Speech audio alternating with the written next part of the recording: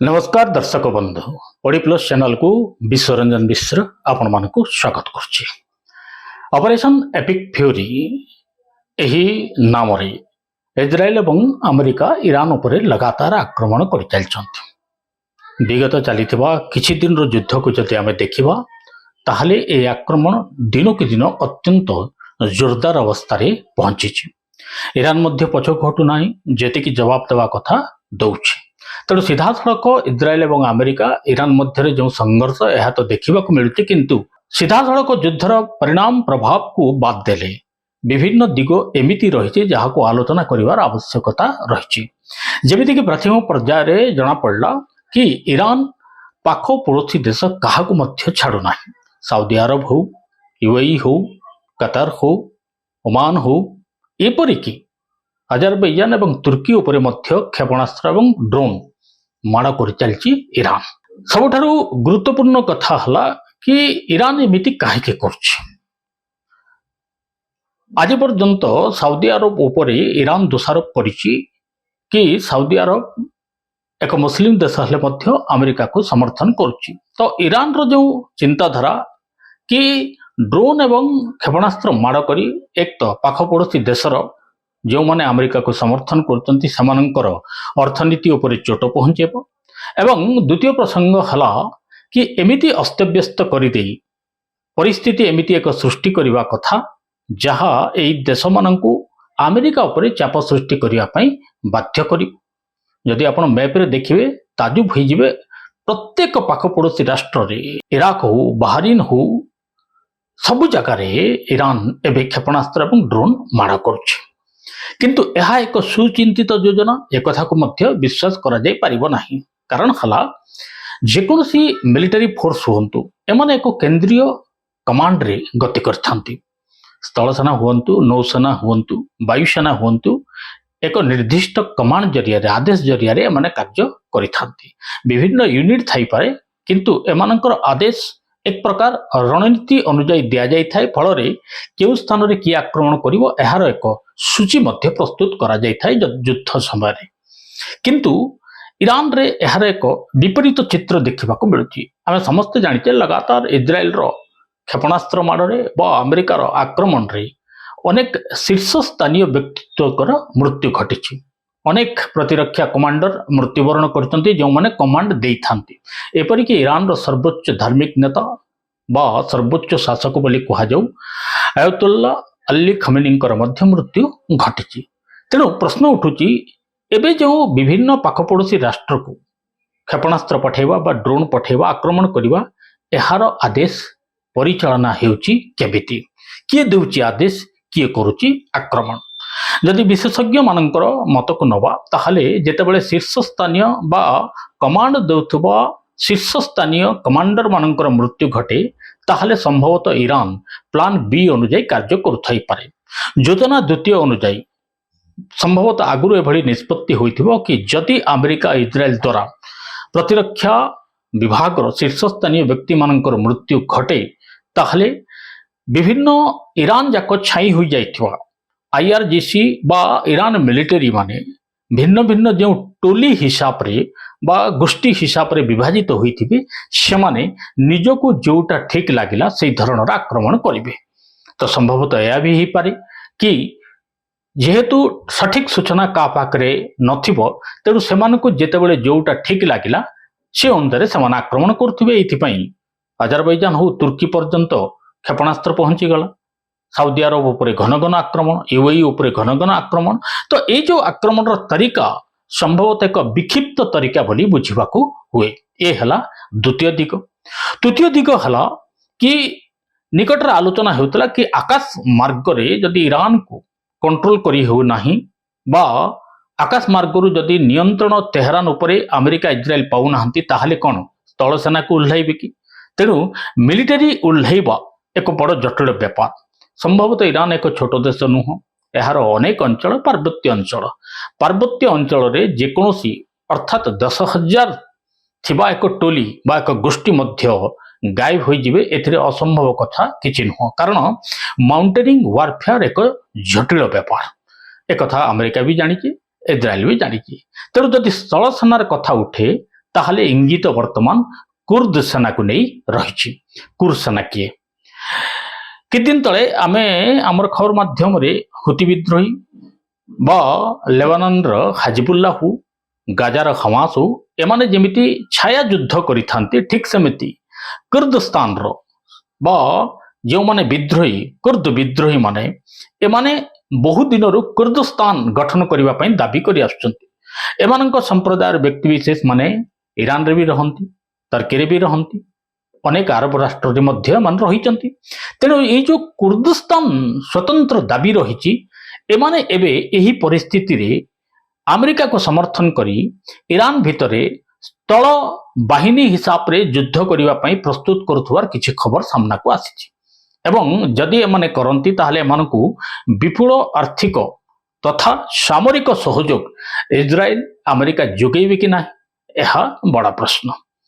तो मुझे जमती कहूली कि अजरबैजान एवं तुर्की उपरे ईरान द्वारा क्षेपणास्त्र माड़ तो करा जायछि, किंतु गुरुत्वपूर्ण हला पाकिस्तान अजरबैजान एवं तुर्की एमानंकु त्रिबंधु बोली कहा जाए। दुई बंधु उपरे क्षेपणास्त्र माड़ सरीछि, बळीगला पाकिस्तान। पाकिस्तान रो परिस्थिति किंतु एमानंक ठारू संपूर्ण भिन्न एवं संगीन। मु एथिपई कहूछि कि एई युद्ध रे सीधा सड़क एजावत प्रवेश करनथिवा पाकिस्तान किंतु युद्धर प्रभाव को एबे भयानक मात्रा रे हजम करबा को जाउछि। करि परिबो कि नहीं ता समय कहबो। केमिति निकट अतीत रे अर्थात एई 2-3 मास मध्य रे 2025 मसिया रे सऊदी अरब एवं पाकिस्तान मध्य एक चुक्ति हला। चुक्ति अनुसार जेकोसी देश सऊदी अरब उपरे जदि आक्रमण करे ताहले पाकिस्तान उपरे आक्रमण कला भली जना पड़िबो। जेमिति नाटोर बा नाटो संघर एक प्रकार चुक्ति रही कि नाटो रे सदस्य थिबा जेकोसी राष्ट्र उपरे बाह्य राष्ट्र आक्रमण कले संपूर्ण 31 राष्ट्र उपरे आक्रमण कला भली धरा जिवो। ठीक सेमिति अनुरूप भाव रे पाकिस्तान उपरे आक्रमण हेले सऊदी अरब उपरे आक्रमण हला बोली बुझा जिवो। तेणु संभवतः एबे ईरान सऊदी अरब उपरे घन घन आक्रमण करछि। पाकिस्तान कौन सऊदी अरब को समर्थन कर युद्ध रे ओह्लाइबो कि बड़ा प्रश्न। संभवतः यार नकारात्मक दिग हला ईरान एवं पाकिस्तान रो सीमा 900 किलोमीटर लंबा, किंतु व्यतिक्रम हला एई सीमा रे बेलुचिस्तान अवस्थित। बेलुच विद्रोही माने पाकिस्तान सेनार को हाल करूचंती एकथा काहाकू अछपानु। ईरान जदि बेलुचिस्तान को समर्थन करे, बेलुच विद्रोही मान को समर्थन करे एवं निजर सैन्य मध्य उतारे, पाकिस्तान करिबो कोन? एमिति बेलुचिस्तान को पाकिस्तान संभाळु नाही। सांगरे ईरान रो समर्थन बेलुचिस्तान को रहिले पाकिस्तान पई लेने को देने पड़ जिवार संभावना अधिक। आहरी मध्य अंतरराष्ट्रीय स्तर रे एक भयानक बेइज्जती होवा मध्य पाकिस्तान देखा देछि। कारण गत 3 तारिख जदि आम खबर को देखा पाकिस्तान प्रतिरक्षा मंत्री इसाक दार एक बयान दे कहले कि ईरान सांगरे से कथबार्ता करचंती कि सी सऊदी अरब उपरे आक्रमण न करू। बंधु राष्ट्र उपरे पाकिस्तान मंत्री कहले ठीक अच्छे, किंतु से आहरी मध्य कहले कि ईरान तांको प्रतिश्रुति देछि कि सऊदी अरब उपरे आउ समान आक्रमण करिवे नाही। किंतु 4, 5 एवं 6 तारिख रिपोर्ट को देखिले बुझा पड़ुची कि ईरान लगातार सऊदी अरब उपरे आक्रमण करने जारी रखिछि। किछि क्षेपणास्त्र को नष्ट करागले मध्य किछि क्षति सऊदी अरब रहितिबा कथा स्पष्ट होइछि। तेणु पाकिस्तान रो मंत्रींकर बयान केते गुरुत्वपूर्ण अंतरराष्ट्रीय स्तर रे एक कथा जल जल देखा देछि। ता छड़ा पाकिस्तान एबे एई युद्ध पई इजराइल को निंदा करबा देखा देछि।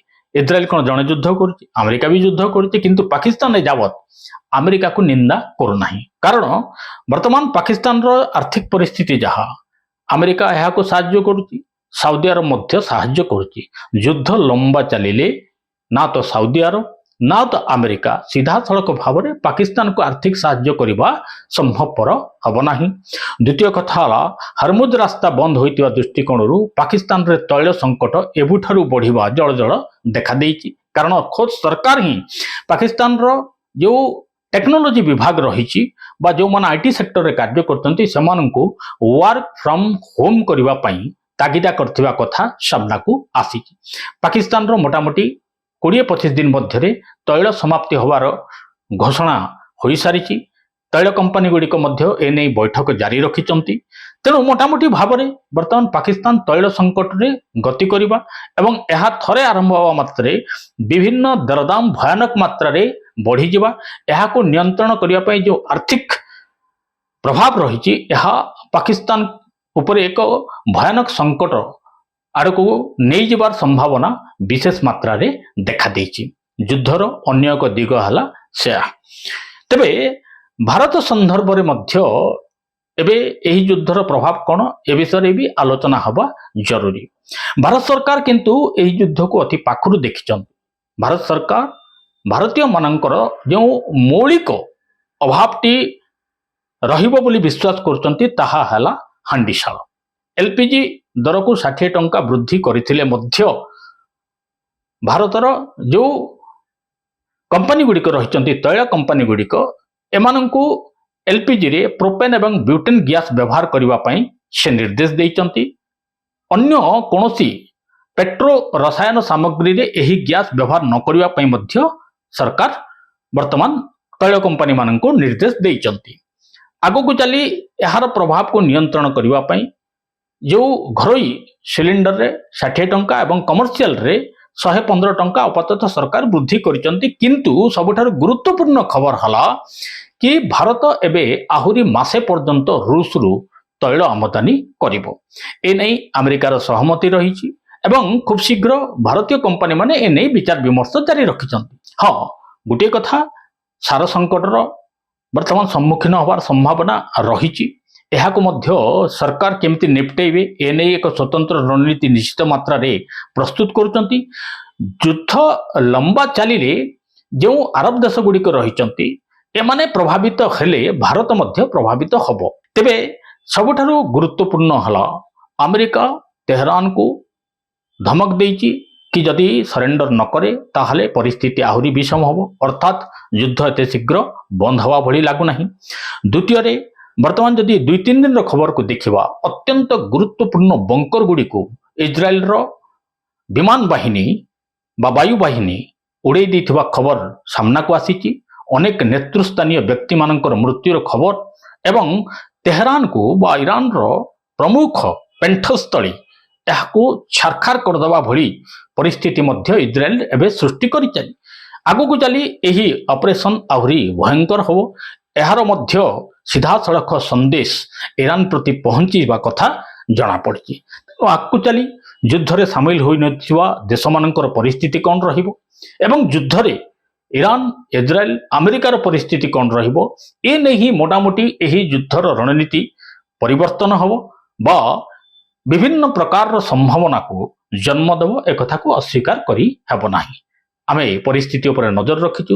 ଗୁରୁତ୍ୱପୂର୍ଣ୍ଣ ଖବର ନିଶ୍ଚିତ ମାତ୍ରାରେ ଓଡ଼ି ପ୍ଲସ୍ ଜରିଆରେ ଆପଣମାନଙ୍କ ପାଖରେ ପହଞ୍ଚିବୁ। ଆପଣମାନଙ୍କୁ ଯଦି ଓଡ଼ି ପ୍ଲସ୍ ଚ୍ୟାନେଲର କାର୍ଯ୍ୟକ୍ରମ ଭଲ ଲାଗୁଥାଏ ସବସ୍କ୍ରାଇବ୍ କରନ୍ତୁ, ସେୟାର କରନ୍ତୁ, ବେଲ୍ ଆଇକନ୍ ବଟନଟିକୁ ଦବାଇବା ପାଇଁ ଜମାରୁ ଭୁଲନ୍ତୁ ନାହିଁ। ସୁଚିନ୍ତିତ ପରାମର୍ଶ କମେଣ୍ଟ ବକ୍ସରେ ନିଶ୍ଚିତ ମାତ୍ରାରେ ଦିଅନ୍ତୁ। ଏହା ହିଁ ଆମକୁ ଆଗକୁ ବଢ଼ିବା ପାଇଁ ପ୍ରେରଣା ଯୋଗାଇବ। ରହୁଛି, ନମସ୍କାର।